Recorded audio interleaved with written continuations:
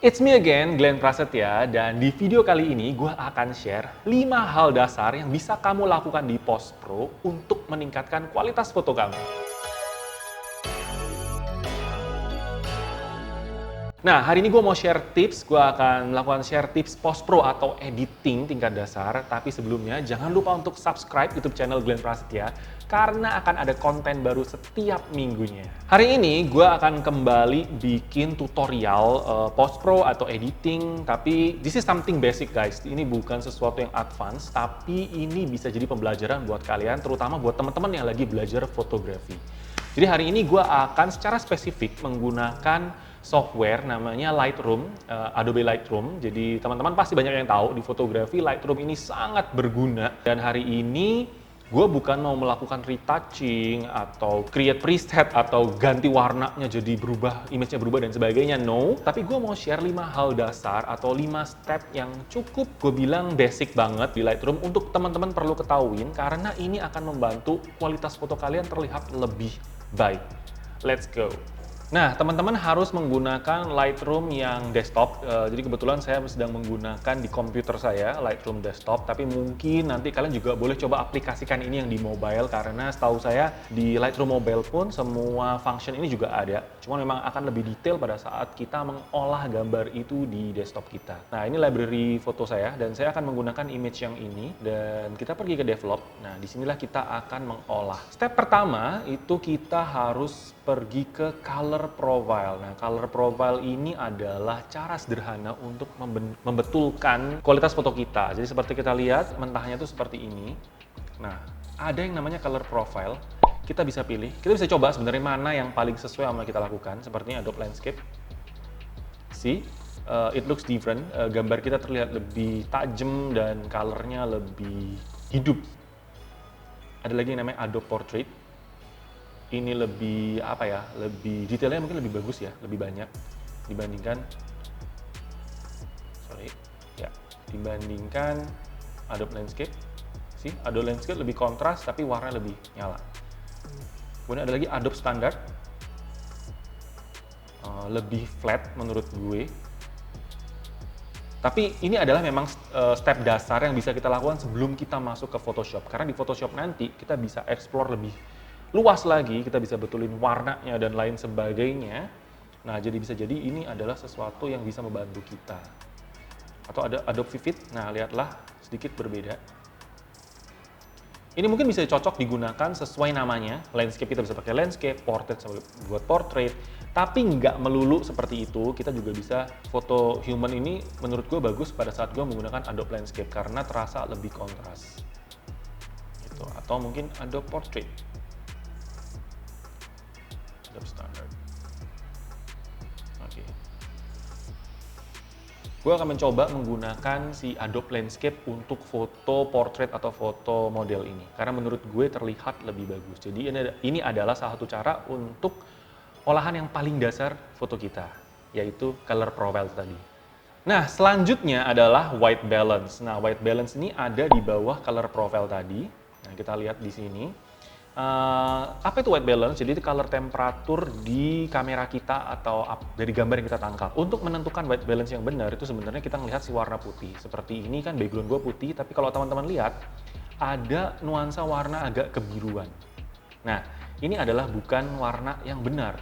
Jadi ini agak bluish mengandung biru. Gimana cara ngebenerinnya? Kalian bisa benerin warna itu menjadi warna yang benar menggunakan ini.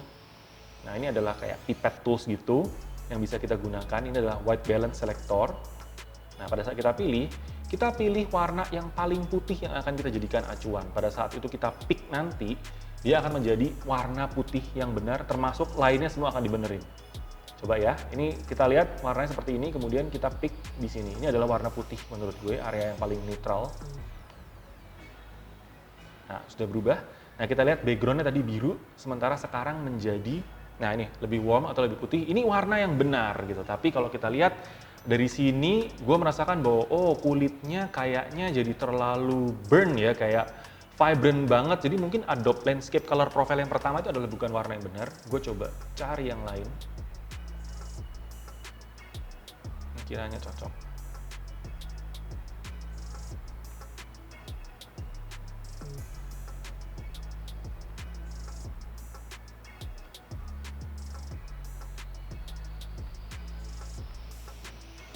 Oke, akhirnya gue memutuskan untuk menggunakan si Adobe Portrait lagi balik nih, color profile-nya.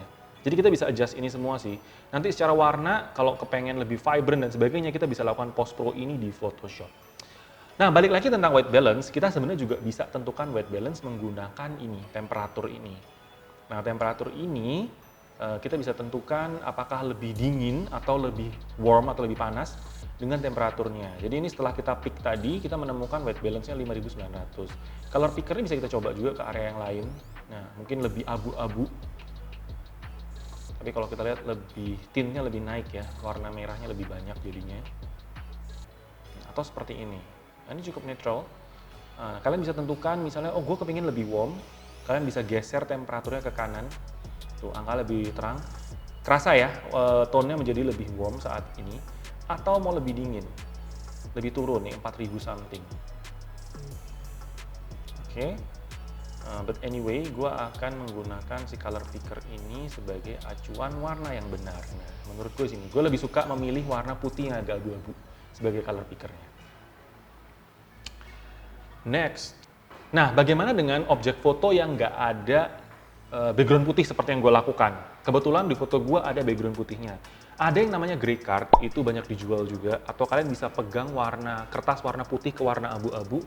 Itu bisa, jadi kalau gue motret, frame pertama itu si model gue suruh pegang gray card, nanti itu yang akan gue gunakan sebagai color picker. Jadi kalian bisa lakukan itu juga untuk menentukan white balance yang benar dari suatu foto menggunakan gray card, itulah fungsinya. Nah, step ketiga yang perlu kita perhatikan di sini adalah sharpness. Nah, di sharpness ini kita bisa ke bagian detail. Nah, di detail ini ada namanya sharpening. Nah, buat gue pribadi, di Lightroom itu sharpness tools-nya kurang gimana gitu. Gue lebih prefer nentuin sharpness itu di Photoshop nanti ketika gue melakukan retouching atau post pro warna dan lain sebagainya. Jadi ini kan hal basic yang bisa kita lakukan di Lightroom ya, untuk kualitas foto agar lebih bagus. Gue pribadi suka matiin sharpness-nya ke 0. Kenapa? Karena Photoshop memiliki kemampuan untuk detail ini lebih bagus menurut saya, apalagi tergantung objek kita mau apa. Pada saat kita mau ekspor untuk digital yang cuma filenya kecil sama yang besar, sharpness yang kita pilih itu bisa berbeda. That's why di Lightroom ini gue lebih prefer memilih sharpness-nya 0, saya nolin. Amount sharpening-nya 0, tadi 40 tapi kita nolin. Tapi buat teman-teman lain yang mungkin nanti mempunyai karena source kamera berbeda-beda, otomatis nanti akan menghasilkan sharpening yang berbeda-beda juga. Tapi gue pribadi suka betulin sharpness ini di 0 dulu, nanti di post pro di Photoshop baru gue otak-atik lagi. Jadi ini cukup core buat gue karena akan nentuin si image itu terlihat tajam atau tidak di Photoshop nantinya. Next, step keempat adalah noise. Jadi buat teman-teman yang memiliki foto yang noise itu dipengaruhi oleh banyak hal ya. Selain kameranya sendiri, lensa, juga situasi keadaan di lokasi, di tempat kita memotret. Kebetulan foto yang gue shoot ini menggunakan studio light dan ISO-nya nggak tinggi, sangat rendah, jadi noise-nya nggak terlalu kerasa banyak. Cuman gue mau tunjukin teman-teman bahwa si noise ini itu sangat membantu pada saat kita membutuhkan peningkatan kualitas. Dalam arti kalau noise-nya terlihat jelek, kita bisa halusin itu melalui si noise reduction ini. Cukup mainkan luminance-nya aja, dan mungkin gue kasih contoh sedikit di sini karena di bagian shadow ini kelihatan sedikit ada noise-nya. Oke. Let's say kita lihat di sini. Nah, ini noise luminance-nya bisa kita mainin. Pada saat kita naikin, otomatis dia akan menjadi lebih soft. Oke, kerasa ya di area sini tadi lebih titik-titik seperti pasir, sekarang lebih soft. Nah, ini titik-titik awalnya, ini sekarang lebih soft. Nah, noise bisa sangat membantu untuk mengurangin grainy yang tidak terlalu bagus. Tapi akan balik ke konsep kalian, kalau kalian memang suka noise-nya, why not? Dan ini ada detail lagi yang bisa kita mainin, but overall gue cuma mainin luminance ini cukup.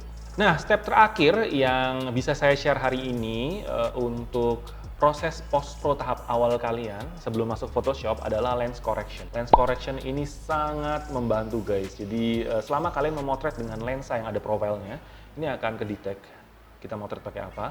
Ini saya menggunakan lensa 55 mm f1.8 Sony FE. Dan nah ini otomatis sudah nyala. Sebenarnya kita melakukan enable profile corrections aja itu udah sangat cukup. Ya, saya coba tunjukin. Kalau saya matiin, ini otomatis sudah nyala ya pada saat saya masukin Lightroom. Before seperti ini, after seperti ini. Dia bahkan betulin distorsi. Selain distorsi, hal lain yang dibetulin adalah vignette. Kerasa nggak? Di pinggir ada vignette, sekarang jadi terang. Jadi yang dibetulin dari lens correction ini adalah vignette dan distorsinya, mostly. Nah, otomatis pada saat kita enable ini, otomatis memberikan kualitas yang lebih baik di foto kita. Terlihat kualitasnya lebih bagus. Dan ada lagi yang namanya remove chromatic aberration. Ini juga sangat berguna kalau ada yang namanya chromatic aberration, itu kayak ada perpisahan warna merah dan hijau dan kuning dari foto kalian. Biasanya terjadi kalau lensanya kurang bagus. Kebetulan foto gue ini nggak terlalu banyak chromatic aberration, hampir nggak ada ya. Ini kalau kita nyalain, nah ini di sini di contoh foto gue ini nggak kerasa karena memang kebetulan lensanya udah cukup bagus, jadi nggak terlalu kerasa. Boleh ya agak nyombong. Tapi ini sangat berguna buat teman-teman yang memiliki kualitas foto yang kurang bagus terjadinya chromatic aberration ini. Atau biasanya file yang agak backlight atau over juga kerasa itu guys. Ini kalian bisa nyalain centangnya dan pada saat terjadi itu akan berkurang. Oke?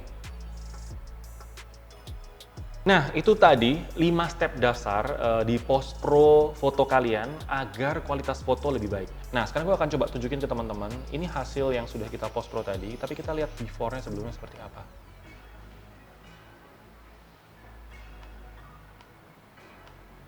Oke, nah lihatlah before-nya seperti ini, after-nya seperti ini.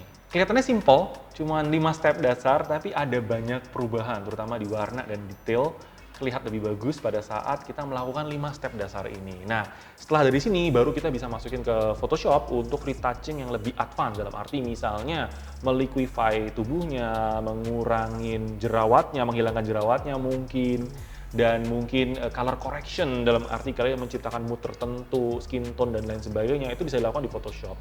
Tapi 5 hal dasar ini memperbaiki foto kita dulu agar benar. Karena pada saat kita motret pasti akan ada kesalahan-kesalahan seperti white balance, lens correction tadi, grainy, dan lain sebagainya yang bisa kita betulkan di step dasar ini.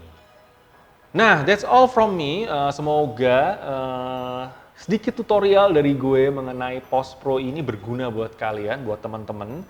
Dan tutorial ini akan gue lanjutin. Minggu depan gue akan membahas gimana caranya bikin image black and white di Lightroom lagi. Jadi ini adalah salah satu tools yang menurut gue sangat berguna, cukup mudah digunakan dan sangat berguna buat fotografer, baik pemula maupun tingkat advance.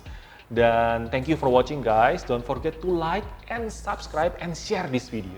I'll see you guys next week. Bye!